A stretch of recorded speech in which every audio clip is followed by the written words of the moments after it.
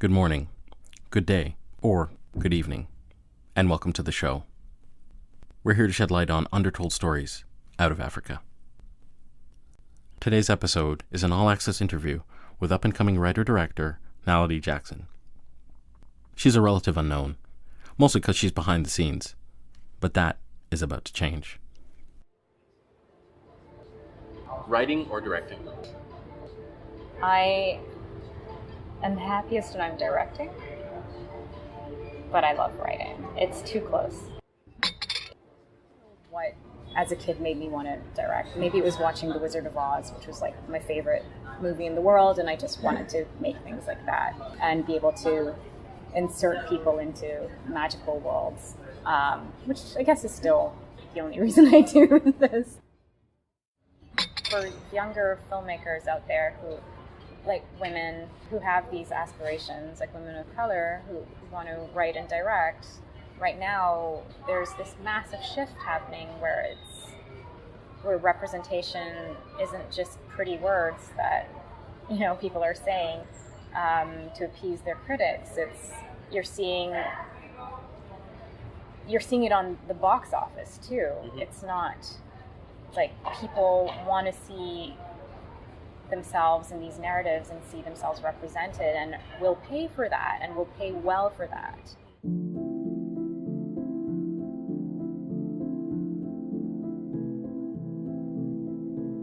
It's a cool Sunday morning in downtown Toronto. I meet Naledi in the lobby of the Shangri-La Hotel. It's a warm refrain from the bitter cold outside. I've arrived a few minutes early and sip some coffee while I wait. I look around and soak in the environment. I had the privilege of staying at the hotel months ago while I was slowly edging my way into the city. Though that feels like years ago, I still remember the comforts I enjoyed away from home. From magnificent rooms to impeccable service. Heck, even the soap was great. And while I'm not a guest at the hotel today, I return, frequently I might add, for this lobby. The perfect place to work, meet friends, and even stargaze. They've got these immaculate French fries that I've devoured again and again and again. But not today. It's still early, and I've got work ahead. Before long, my guest arrives. I met Naledi years ago, in the early days of her journey. Since our last encounter, much has changed. She's a director, screenwriter, and producer. Her resume boasts work on a major TV series on CBC and a short film, The Drop-In, which debuted at TIFF. Naledi was born in Vancouver, but spent her youth in Zimbabwe. Her parents are Canadian and South African. Despite a hectic schedule, she made time to share her Sunday morning with me. She represents the first Afro-centric interview for 54 Lights. Here, in part, is our conversation.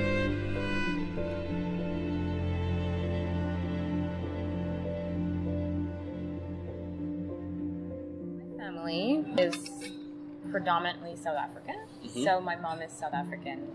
She's from a township called Kondwani, and my dad's an only child, and he's Canadian.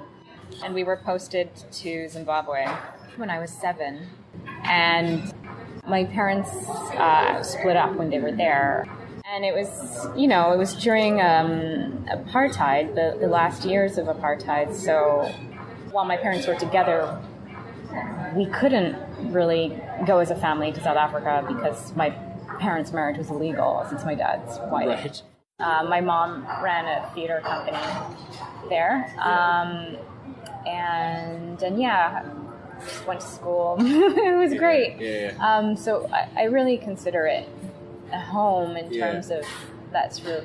I spent my childhood and adolescence there, and I think it kind of cemented my worldview and who I am.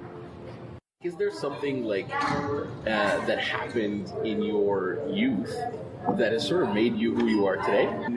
I think actually what did was a very zen.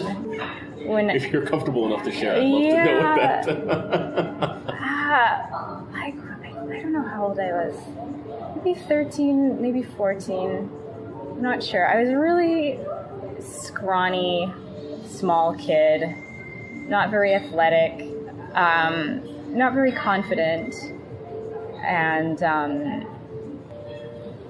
in my early teens, there was this thing that I was at an all-girls boarding school, and there was this program for students all over Zimbabwe called, I think it's actually an international program, I'm not sure, but it's called, in Zim it's called Far and Wide.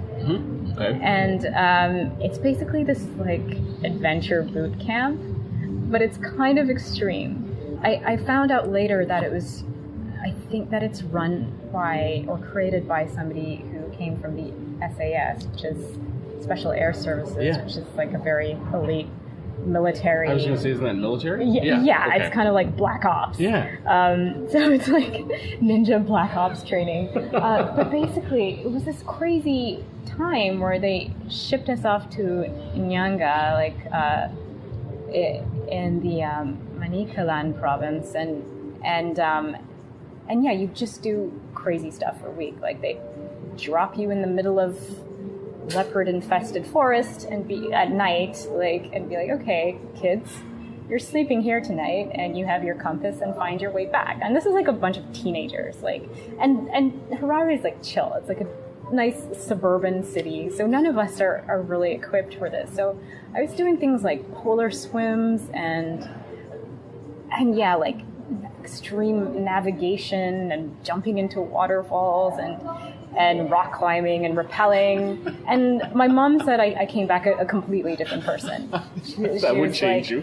Yeah, because I remember I was anybody. like terrified, but it opened this lust for adventure, which I haven't been able to shake, and which I try and express a bit through my art.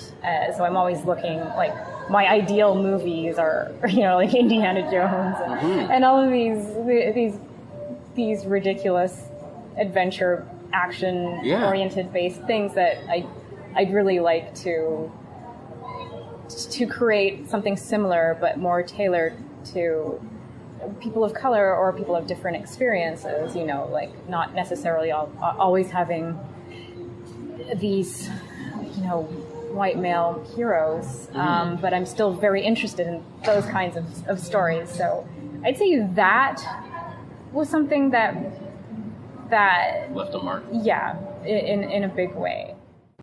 When I watched the drop-in, I wasn't expecting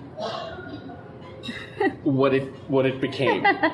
So I guess I came with baggage, knowing who you are, and sort of when you're describing, soft-spoken, sort of mild-mannered, I was kind of expecting something mild. Oh, okay. And so it was an unexpected, a nice surprise. I thoroughly enjoyed it. It was great, but it was unexpected. Okay. So is there a connection there, or am I just? No, I'd say yes. I mean, I aim to surprise. The drop-in as a short is a bit of a strange thing, because it was initially just meant to be a proof of concept for a bigger feature that I'm developing now. So I didn't necessarily I didn't set out with the intention of making a short to submit to the festival circuit so much as to make a short that I could get support and resources for the feature. But as I was writing it, I was like, okay, well, I guess I could potentially submit this to festivals, but it would be nice to withhold that element of action for people who don't really know the feature version or anything, and play out that element of surprise a bit. But like more than anything, I just wanted to make like a crazy little action short that was like insane, and like that became a sci-fi short, and just like just keep pushing it. So I wanted to start with something that, okay, we're in a hair salon, everything's chill. Okay, it's a bit tense, and just play out this drama between these two women, and then just have it explode in people's faces. So what's been the most satisfying for me is kind of what you just mentioned, like being at a screening and nobody knows what they're watching because, nobody really knows who I am, so it's fine. I have that luxury of surprising people. But I'd say directing action is not easy. It's quite mathematical, and I suck at math. So it kind of required this. It required a lot of belief in myself and intense preparation, and really managing your resources, and more importantly, just connecting with team members who know what they're doing and are really helpful and supportive. And I had such an amazing team behind me for this, but I don't know if I would have approached it. I don't know if I would have had the confidence to approach something like that. Perhaps if I had not had those experiences as a child in Zen, which is like, hey, you can do anything if you just focus and prepare and apply yourself. So to link back to what you're saying, it did have an impact on how I did this now, for sure. Where do you find that you do your best work? Like, what's that space look like? That's a very interesting question. Where? Where, or what's the setting? Okay. Do you know what I mean? I can pretty much work anywhere. Mm-hmm. It depends on what I'm doing. If I'm writing, it's helpful, I can write in a cafe. Like, sometimes I need to be around people and noise, and feel like I'm part of life, or I need to shut myself in a room for weeks on end and do that. It really depends on what stage of something I'm at. Can you talk to me a little bit about, representation? Sure. And maybe overlay that into, movie, Black Panther just came out a couple weeks ago, so that sort of like changes the paradigm on representation, right? Oh, completely. I mean, it's such an exciting time right now. And sometimes I just can't really believe this is happening, because I think even as much as 5 years ago, people could talk about diversity and they would hire people of color, but to really be invested on storytellers being people of color too, or representing the narrative that they're putting out there was not a priority. With Black Panther, it's also just incredible, just how successful that film is, and just how important it was to have Ryan Coogler direct it and really put his voice in there as a writer and director.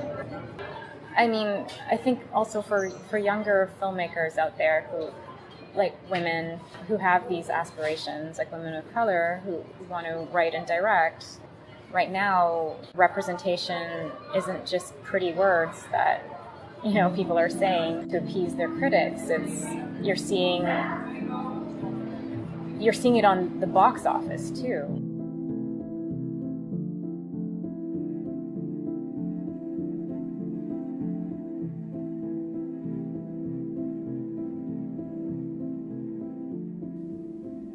The movie Black Panther has been nothing short of a revelation since its debut. The film is part of the Marvel Comics family. It was directed by Ryan Coogler and stars Angela Bassett, Chadwick Boseman, Lupita Nyong'o, and Michael B. Jordan, to name a few. It features a predominantly black cast, is set in a fictional country in Africa, and is marked by fiercely strong black and female characters. It has grossed over $1.3 billion worldwide. It is a significant cinematic achievement insofar as it proves that a black cast and a story set in Africa about Africans can have universal appeal. In the past, there have been films like Annie and The Wiz, black adaptations of the originals, that included the likes of Jamie Foxx for Annie, and Diana Ross and Michael Jackson for The Wiz. Short for Wizard of Oz, by the way. While those films did achieve acclaim, it feels like Black Panther represents a seminal moment in film. When you're on somebody else's show and you're the only person of color in the room, there's a lot of things going on. If you're there, you have to bring it. So there's that enormous pressure not to fail, and so that to me I find is the hardest thing to overcome. You also have to be there to make sure that narratives that reflect people of color are well represented, and that can be really tricky and really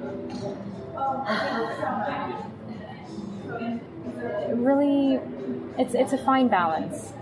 When you are the one setting the room, what does that room look like? And are you that's a crazy question. I can't I'm saying, say that. are you the one making the diversity hire, so to speak? Yeah. Are you saying, no, I want Asian male? It honestly depends on the project. Yeah, okay.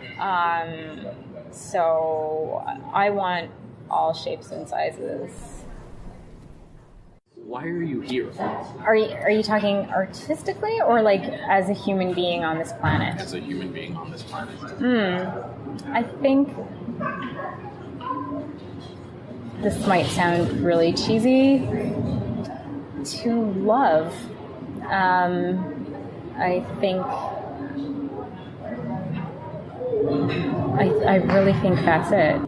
This is a bit of a one where I think I know the answer to, but I'm gotta ask it anyways. Okay. In times of conflict, is it the pen or the sword? Oh my God, my gut says the sword, but I think that might be because I spend way too much time thinking of kung fu scenarios, and that's kind of the only thing I want to play with all day long. Nice. But I don't believe violence solves very much. I probably would pick up the pen. That's what I do. Scotch, wine, beer, Wine. red, white. Both. So the last question is going to be maybe apropos because I think you thought of this, but I'm going to give you a second to think about it if you haven't already. Okay. And who plays Naledi in the movie about Naledi? Who plays you in the movie? Like who's cast in that role? That is such a bizarre question. Like if there was like some like weird biopic about me or something. Yeah, exactly.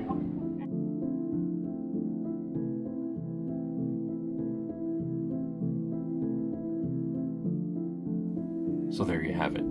The conversation continues. I mentioned earlier that I met Naledi for work. While I did have some nerves and had to do some prep for our chat, the encounter was anything but work.